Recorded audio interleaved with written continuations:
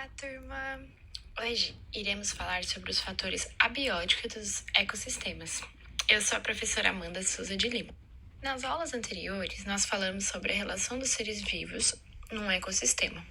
Mas agora eu gostaria de falar para vocês que não são só essas relações que interferem na constituição biológica de um ecossistema, mas também os aspectos físicos. Mas vamos estudar um a um. Vamos começar pela energia solar. O Sol, ele fornece energia luminosa e energia térmica para manter a vida na Terra. É a energia solar que sustenta os organismos produtores.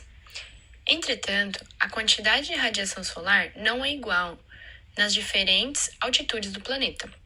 Vamos ver juntos a partir dessa imagem. Na região dos trópicos, os raios solares incidem de maneira quase perpendicular.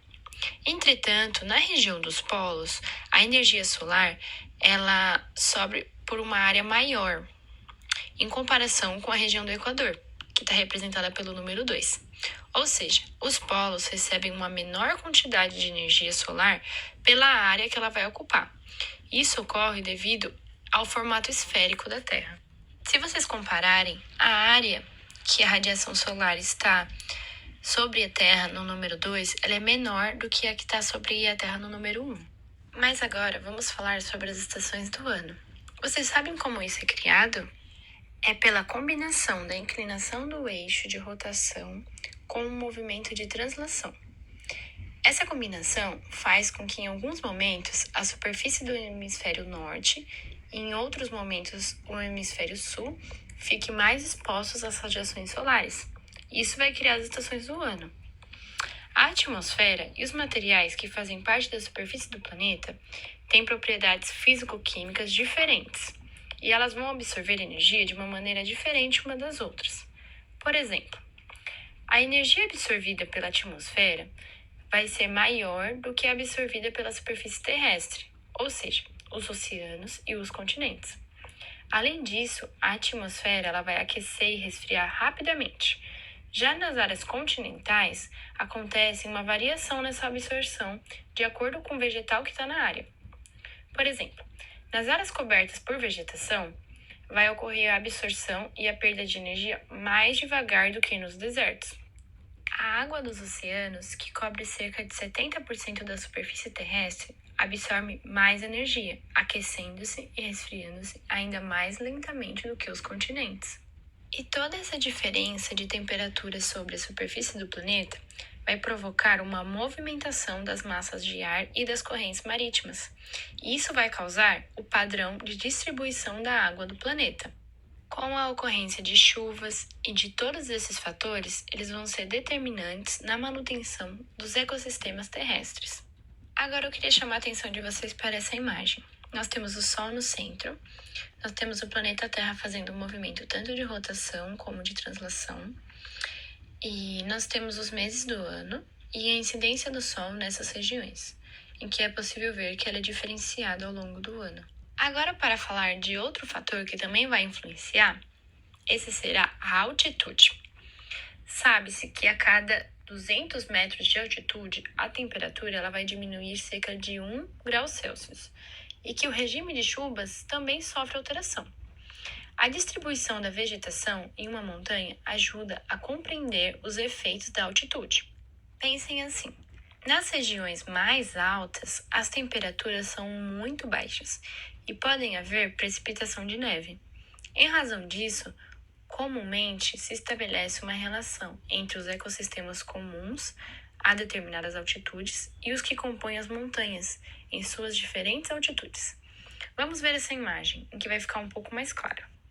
Aqui nas regiões mais altas, nós temos neve e gelo, e a partir do momento que a altitude vai diminuindo, nós temos outro tipo de vegetação, como a vegetação de clima frio, de clima temperado, e perto da região equatorial, nós teremos uma vegetação de clima tropical.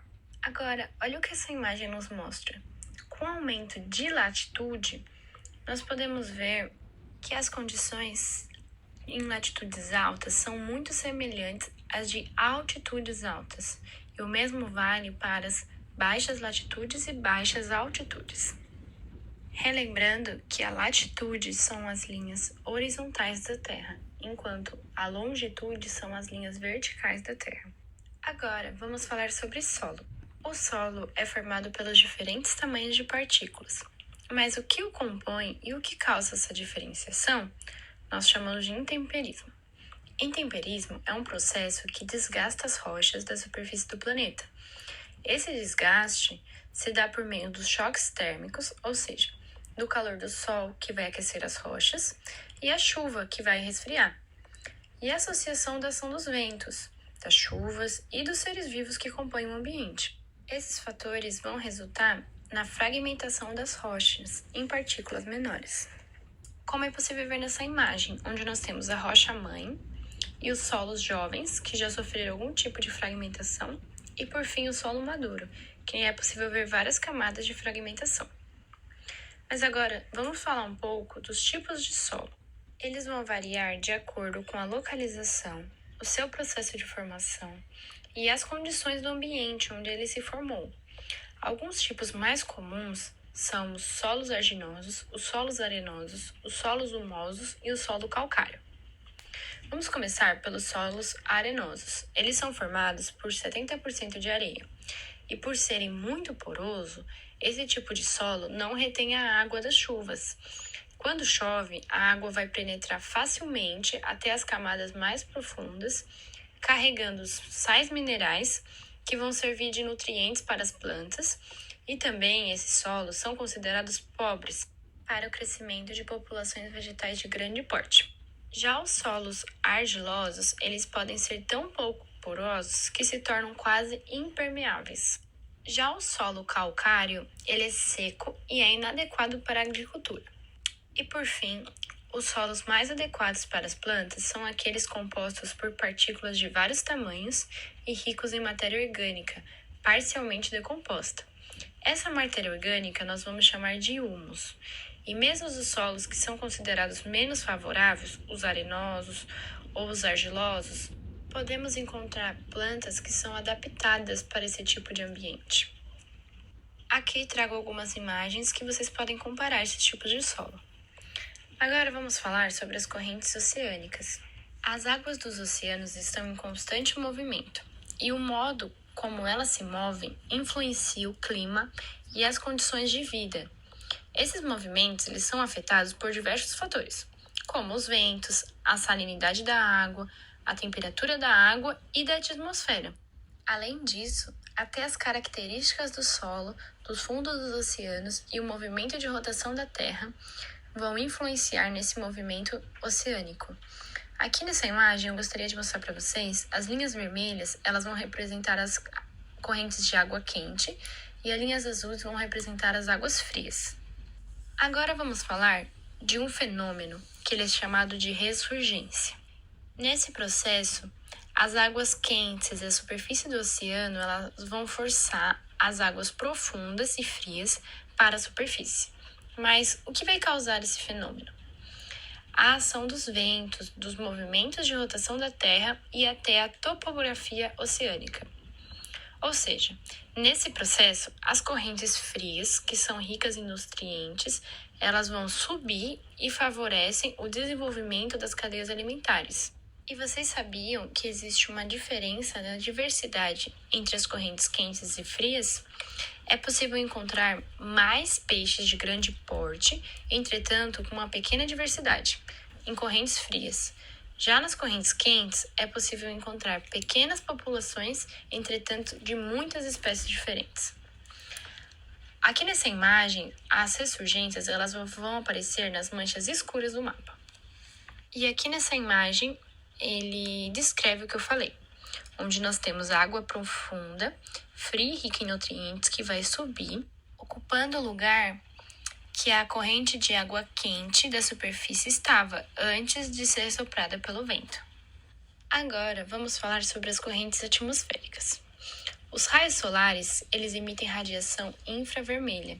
Com isso, existem alguns gases na atmosfera, como o vapor de água, dióxido de carbono e os metanos. Esses gases eles vão absorver uma parte dessa radiação, e isso vai causar o aquecimento da atmosfera terrestre. Quando a radiação infravermelha atinge a superfície do planeta, ela sofre reflexão e aquece a massa de ar da superfície. Essa massa de ar, por estar aquecida, se torna menos densa e sobe para as altitudes maiores. Entretanto, ao subir, essa massa de ar deixa um espaço que vai ser ocupado por massa de ar fria, ou seja, mais densa. Esse movimento de massas de ar são chamados de movimentos de convecção e acontecem devido à variação da quantidade de energia nas diferentes latitudes. Eu gostaria de explicar isso mostrando para vocês um exemplo bem comum encontrado nos vestibulares, que é o exemplo do ar-condicionado.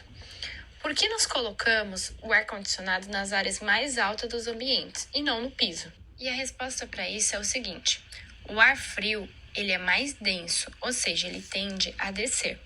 E o ar quente ele é menos denso, ou seja, ele tende a subir. Se nós colocássemos o ar-condicionado no solo, o ar frio ele só ficaria no chão, porque ele já tem a tendência de descer. E nós não seríamos refrigerados, ou só o nosso pé.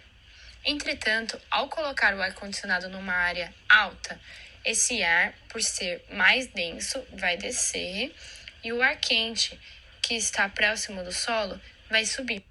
Agora, vamos ver isso aplicado no planeta. Nas regiões do Equador, o ar se aquece mais do que nas outras regiões da Terra, e por isso sobe, realizando esse movimento de convecção. Já as correntes de ar fria, que vêm das regiões do norte e do sul do planeta, vão preencher esse espaço deixado. E quando o ar aquecido vai se resfriando, ela vai voltar a descer e mais uma vez o ar se aquece e sobe. E esse movimento ele vai se repetindo. Como é possível ver nessa imagem, onde nós temos na região do Equador o ar subindo e descendo, fazendo círculos. Agora, por fim, vamos falar dos últimos 2 fatores abióticos dos ecossistemas, que seriam a temperatura e a água. Começando pela temperatura, qualquer organismo vivo depende dessa para sobreviver, para realizar metabolismo, reações químicas, entre outras. E as variações de temperaturas vão trazer características interessantes. Por exemplo, nas regiões frias, nós podemos encontrar animais que possuem a pelagem mais densa e a camada de gordura mais espessa. Entretanto, em regiões secas, podemos encontrar plantas que reduzem a perda de água por transpiração. Já a água, ela também é muito importante para as reações químicas que promovem a manutenção da vida. As chuvas, elas são fontes de água para os ecossistemas. E são diversos fatores que contribuem para que a chuva ocorra. Tanto fatores abióticos como bióticos, como temperatura, taxa de evaporação da água, fluviais e marinhos, regimes de ventos, topografia e até a flora local. Eu gostaria de mostrar para vocês esse gráfico da influência da precipitação e da temperatura para a vegetação. Aqui nós podemos ver a precipitação anual em relação à temperatura média. E nós podemos ver que está diretamente relacionada ao tipo de vegetação que iremos encontrar naquele local, de acordo com a temperatura e a precipitação. Esse vídeo vai ficando por aqui. Eu agradeço a participação de todos vocês que assistiram até o final. E na próxima parte do vídeo nós iremos falar sobre sucessão ecológica. Muito obrigada e até o próximo vídeo.